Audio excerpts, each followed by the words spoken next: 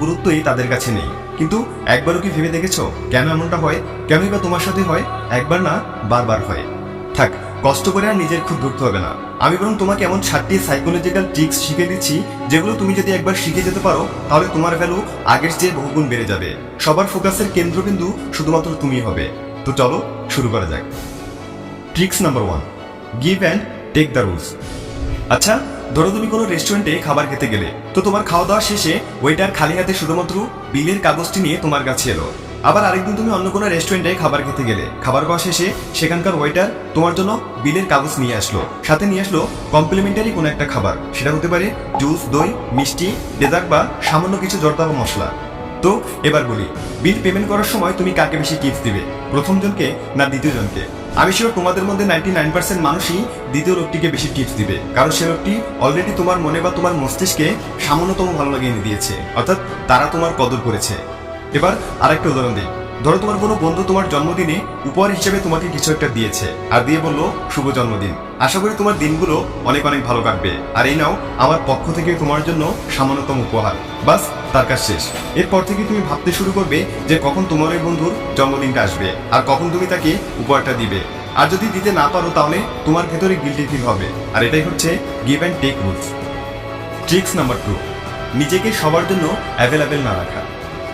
যদি তুমি নিজেকে সবার জন্য অ্যাভেলেবেল রাখো, তখন তাদের কাছে তোমার গুরুত্ব কমে যেতে শুরু করে। তারা ভাবতে থাকে, আরে ওকে নিয়ে চিন্তা ভাবনার কিছু নেই, যখনই ডাকবো হাতের কাছে পেয়ে যাব। অর্থাৎ তুমি যাদেরকে নিজের জীবনের মূল্যবান সময়টুকু দিয়ে দিচ্ছ, তাদের কাছে তুমি হয়ে উঠছ খুবই মূল্যহীন একজন পার্সন। তাই সবসময় নিজেকে সবার জন্য অ্যাভেলেবেল রাখবে না।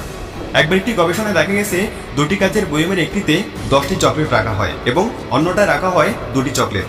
আগেই জেনে রাখি, 2টি বয়মে কিন্তু একই রকম চকলেট রাখা হয়েছিল, কিন্তু মানুষজন তা জানতো না। তারা ভেবেছিল বয়ম 2টিতে আলাদা আলাদা চকলেট রাখা। তো তারপর লোকজন সেগুলো খেয়ে টেস্ট করে।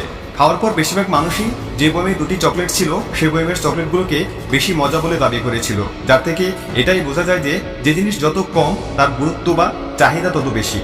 তাই নিজেকে সবসময় সবার জন্য অ্যাভেলেবেল রাখবে না।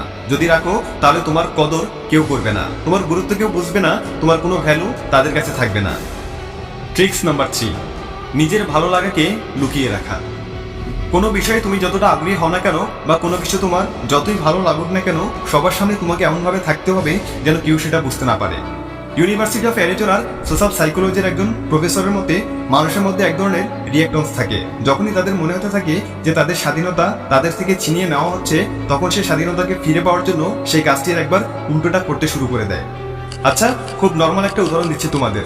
কখনো যদি তুমি সুপার শপে গিয়ে থাকো, তাহলে দেখবে সেখানকার কোনো সেলসম্যান তাদের প্রোডাক্টটি বিক্রি করার জন্য তোমার পেছনে লেগেই আছে। তোমার পেছনে পেছনে তারা হাঁটতে থাকে, তাদের প্রোডাক্টটি তোমার কাছে বিক্রি করার জন্য তোমাকে নানান কথা শোনাতে থাকে। কিন্তু যার ফলে তুমি সেই প্রোডাক্টটি না কিনে পড়ো, বিরক্তি বোধ করতে শুরু করো। ঠিক এভাবেই যখন তুমি কোনো কিছু আদায় করতে চাইবে বা কিছু পেতে চাইবে, তখন তোমাকে এমনভাবে থাকতে হবে যাতে তোমাকে দেখে মনে হয় যে ওই জিনিসটির প্রতি তোমার তেমন আকর্ষণ নেই। ট্রিক্স নাম্বার 4, আমি সবকিছু জানি এমন অভিনয় বন্ধ করা। কোন একটি আলোচনা সভায় বা বন্ধুদের আড্ডাখানায় যখন সবাই একসাথে কোনো বিষয় নিয়ে কথা বলে, তখন অনেকেই কিছু না জেনে, কিছু না শুনে এমন ভাব করতে থাকে যেন সেই বিষয়ে তার চেয়ে বেশি জ্ঞান আর কারো নেই। আর পরবর্তীতে যখন মুখ ফুসকে তার কথার মাধ্যমে সেটি স্পষ্ট হয়ে যায় যে সে কিছুই জানে না, তখন মানুষের মনে তাকে নিয়ে নেগেটিভিটি ছড়িয়ে পড়ে। তার কথার উপরে মানুষের ইন্টারেস্ট বা আকর্ষণ একেবারেই কমে যায়। পরবর্তীতে সে যাই বলুক না কেন, লোকজন মনে করতে থাকে যে আবারও সে না জেনে সবকিছু জানার ভান করছে, আর তার কথা কোনো গুরুত্বই কেউ দেয় না, তার কথা ঠিকমতো কেউ শুনতেও চায় না। কিন্তু তুমি যদি সকলের সামনে সত্য বলতে শেখো বা সঠিকভাবে সেই বিষয়টার প্রতি নিজের ধ্যান বা ধারণা প্রকাশ করতে থাকো, সেই বিষয়ের প্রতি তোমার কতটুকু জানা আছে বা তোমার মতামত কি, সেগুলো বলতে শুরু করো, তখন সকলে খুব মনোযোগ দিয়ে তোমার কথাগুলো শুনতে শুরু করবে। তাদের মনে চলতে থাকে যে সে বিষয়ে তোমার জ্ঞান কতটুকু সেটা লক্ষ্য করা। আর পরবর্তীতে তুমি তোমার জানা কোনো বিষয় তাদের সাথে শেয়ার করতে গেলে তারা খুব বিশ্বাসের সাথে তোমার কথাগুলো মেনে নিবে, তোমার কথার গুরুত্ব অনেক লেভেলে চলে যাবে। তাই আমি সর্বজান্তা, আমি সবকিছু জানি এমনটা মোটেও বলা বা কাউকে দেখানো যাবে না। ট্রিক্স নাম্বার 5, কাউকে কথা দেওয়ার আগে দুবার ভাবা। খুব সহজে কাউকে কথা দিয়ে ফেললে তারা তোমাকে পুতুলের মতো নাচাবে। ধরো তুমি খুব ছোট্ট একটা বিষয়ে কাউকে কথা দিয়ে ফেলেছো এবং ঠিকঠাক সেটি করেও দেখিয়েছো, আর ঠিক তারপর থেকে ওই ব্যক্তি তোমাকে দিয়ে আরো অনেক কিছু করানোর কথা ভাবতে শুরু করে দেয়। তারপর হয়তো তারা তোমাকে খুব বড় একটা কিছু করতে দিবে, আর যেহেতু তুমি তার পূর্বের কাজটি ঠিকমতো করে দিয়েছো, তাই এবার তাকে না করতে তোমার আত্মসম্মান বাঁধবে। ভালো না খারাপ সেটা চিন্তা না করে তুমি আবার তাকে কথা দিয়ে দাও, যার কারণে তোমাকে অনেক ঝামেলা পোহাতে হয়।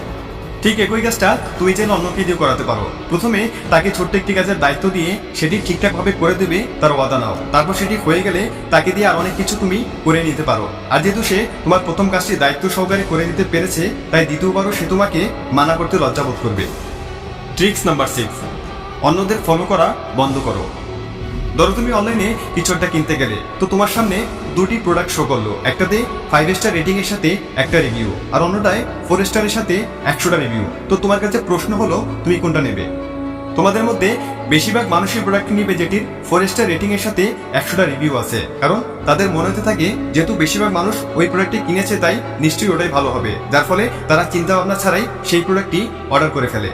কিন্তু এই কাজটির ফলে তুমি এটাই প্রমাণ করলে যে তোমার নিজের সিদ্ধান্তের উপর একটু কনফিডেন্স নেই। তুমি বাকিদের সিদ্ধান্তের উপর আস্থা রেখে নিজের সিদ্ধান্ত নিয়ে ফেললে, যা পরে তোমার মধ্যে আত্মবিশ্বাস তো কাজ করেই না, বরং ভবিষ্যতে নিজের সিদ্ধান্তের উপর আস্থা থাকে না। তুমি লোকজনের সিদ্ধান্তের উপর নির্ভরশীল হয়ে পড়ো, যার কারণে অন্যরা এটা বলে তোমার সমালোচনা করবে যে আরে ভাই ওর মতামত নিয়ে কি লাভ, ও তো নিজের সিদ্ধান্ত নিজে নিতে পারে না। আর যার ফলে তোমার ভ্যালু তাদের কাছে একবারে শূন্যের কোটায় এসে দাঁড়াবে। ট্রিক্স নাম্বার 7, নিজের প্রতি চ্যালেঞ্জ রাখা।